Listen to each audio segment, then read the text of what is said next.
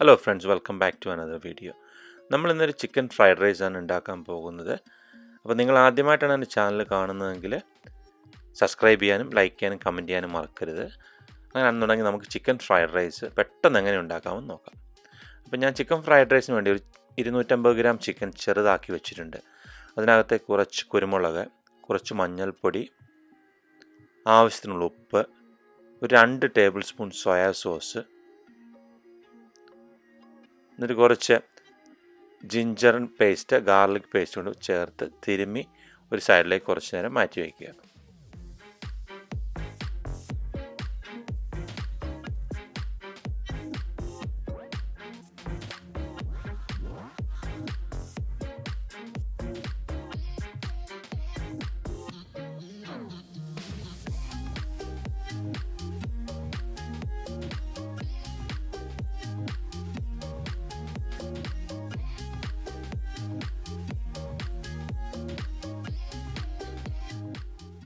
നമ്മൾ മസാലകളും ഉപ്പും എല്ലാം ചേർത്ത് ഇളക്കി വെച്ചിരിക്കുന്ന ചിക്കനെ നന്നായിട്ട് തിളച്ച എണ്ണയ്ക്കകത്ത് ഇട്ടിട്ട് ഒരു 5 മുതൽ 10 മിനിറ്റ് വരെ വറുത്തെടുക്കുക.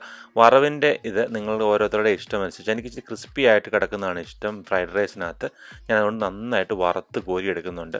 അപ്പോൾ ഒരു 5 മിനിറ്റ് വറുത്താണ് എടുക്കുന്നത്. 3-4 മിനിറ്റ് മതി. നമ്മൾ ചെറിയ പീസായിട്ട് ചിക്കൻ എടുത്ത് ആയതുകൊണ്ട് 3-4 മിനിറ്റ് എടുത്താലും മതിയാകും.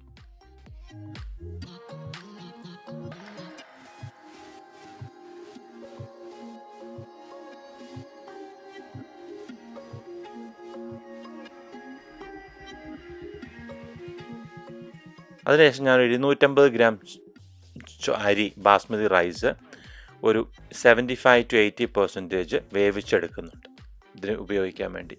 എന്നിട്ടൊരു കാസ്റ്റ് അയണിൻ്റെ പാത്രത്തിലേക്ക്, നല്ല ഇരുമ്പിൻ്റെ പാത്രമാണ് നല്ലത്, ശകലം ഓയിൽ ഒഴിച്ചതിന് ശേഷം, ഏത് എണ്ണ വേണമെങ്കിൽ നിങ്ങൾക്ക് ഒഴിക്കാം. ഒഴിച്ചതിന് ശേഷം അതിനകത്തേക്ക് കുറച്ച് ജിഞ്ചർ ക്രഷ് ചെയ്തത്, നന്നായിട്ട് ജിഞ്ചർ കുറച്ച് മതിയാവും. ഇത് പിന്നെ ഗാർലിക് നന്നായിട്ട് വേണം. ഗാർലിക് ഇതൊരു ചൈനീസ് ഡിഷ് ആയതുകൊണ്ട് ഫ്രൈഡ് റൈസ് നമ്മൾ ഗാർലിക് നന്നായിട്ട് ഫൈനായിട്ട് ചോപ്പ് ചെയ്തിടുക. നല്ല ഹൈ ഫ്ലെയിമിലിട്ട് ചെയ്യണം ഇത് ഫ്രൈഡ് റൈസ് എന്ന് പറഞ്ഞാൽ. കാരണം ഇതൊരു പ്രത്യേക സോഗി ആക്കി പോകരുത് ഒരിക്കലും നമ്മൾ ഇടുന്ന ഗാർലിക്. എന്തെങ്കിലും ആ ഒരു ചൈനീസ് ടേസ്റ്റ് കിട്ടത്തുള്ളൂ. അങ്ങനെ ഇട്ടതിന് ശേഷം അതിനകത്ത് കുറച്ച് ക്യാരറ്റ് ചോപ്പ് ചെയ്തത്. ഞാൻ പറയുന്നത് നിങ്ങൾ ഈ സ്പെസിഫിക് ആയിട്ടുള്ള വെജിറ്റബിൾസ് മാത്രം ഉപയോഗിക്കണമെന്നില്ല. നിങ്ങൾക്ക് കുട്ടികൾക്ക് കൊടുക്കാനാണ് നിങ്ങൾക്ക് ഇഷ്ടമുള്ള വെജിറ്റബിൾസ് ഫ്രൈഡ് റൈസിനകത്ത് ഇടാം. മനസ്സിലായില്ലേ?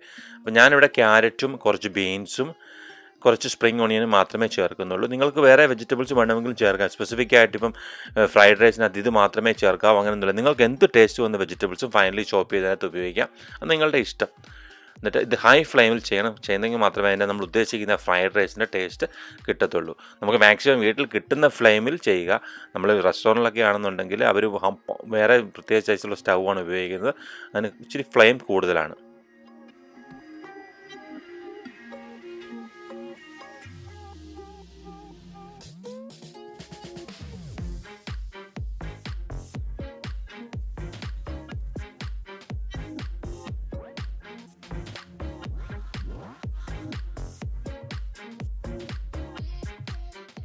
ക്യാരറ്റും ബീൻസും ഒക്കെ നന്നായിട്ട് ചൂടായി കഴിയുമ്പോൾ നമ്മൾ അതിനകത്ത് കുറച്ച് സ്പ്രിംഗ് ഓണിയൻ അരിഞ്ഞതും ഇട്ട് നന്നായിട്ട് ഹൈ ഫ്ലെയിമിലിട്ട് വീണ്ടും അതിനെ ഒന്നുകൂടെ ചൂടാക്കി എടുക്കുക.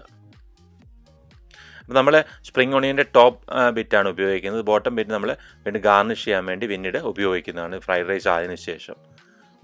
ഒരു ബഞ്ച് എടുത്തിട്ടുണ്ടെങ്കിൽ അതിൻ്റെ ടോപ്പ് ബിറ്റ് നിങ്ങൾക്ക് ആദ്യം ഇത് ഈ വെജിറ്റബിൾസ് എല്ലാം കൂടെ ഹൈ ഫ്ലെയിമിൽ നിങ്ങൾക്ക് ചെയ്യുന്ന സമയത്ത് ഇടാം. ബാക്കി മറ്റേത് നമുക്ക് ഗാർണിഷ് ചെയ്യാൻ ഉപയോഗിക്കാം. അപ്പോൾ നമ്മുടെ വെജിറ്റബിൾസ് ഒക്കെ നന്നായിട്ട് വഴണ്ട് വന്നിട്ടുണ്ട് ഹൈ ഫ്ലെയിമിൽ. അപ്പോൾ അതിനകത്തേക്ക് നമ്മളൊരു 2 മുട്ടയോടെ ഒഴിച്ച് കൊടുക്കുക. ശക്കലം ഉപ്പും ശക്കലം പെപ്പറും കൂടി ഇടുക. അത് ഓപ്ഷണലാണ്. അല്ലെങ്കിൽ അവസാനം അരിക്കകത്ത് ചേർക്കുന്ന നമ്മൾ എൻ്റെ ചോറിനകത്ത് ചേർക്കുന്ന ഉപ്പും ആയാലും മതിയാകും. പക്ഷേ വേണമെങ്കിൽ ശക്കലം പെപ്പറും ശക്കലം സോൾട്ടും കൂടി ഇട്ടിട്ട് അതിനെ നന്നായിട്ട് ചിക്കിയെടുക്കുക. ആ മുട്ടയും ഇട്ട് മുട്ട നന്നായിട്ടൊന്ന് പൊരിഞ്ഞ് വരട്ടെ. വെജിറ്റബിൾസിൻ്റെ കൂടെ കിടന്ന് നന്നായിട്ടൊന്ന് പൊരിഞ്ഞ് വരട്ടെ. പ്രത്യേകം ശ്രദ്ധിക്കണം, നല്ല ഫ്ലെയിമിലിട്ട് വേണം ചെയ്യാൻ, ആദ്യം പറഞ്ഞതുപോലെ തന്നെ.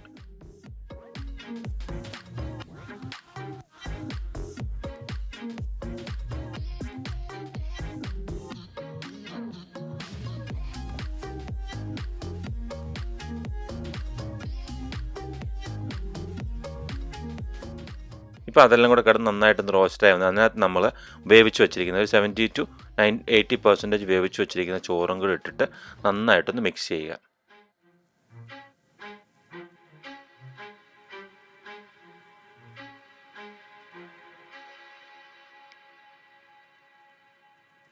നന്നായിട്ട് മിക്സ് ചെയ്തതിന് ശേഷം അതിനകത്തേക്ക് നമ്മൾ വറുത്ത് കോരി വെച്ചിരിക്കുന്ന ചിക്കൻ സ്ലൈസ് ചെയ്ത് ചെറുതായിട്ട് സ്ലൈസ് ചെയ്ത് വെച്ച ചിക്കൻ കൂടെ നമ്മൾ ഇതിനകത്തേക്കിട്ട് മിക്സ് ചെയ്യുക.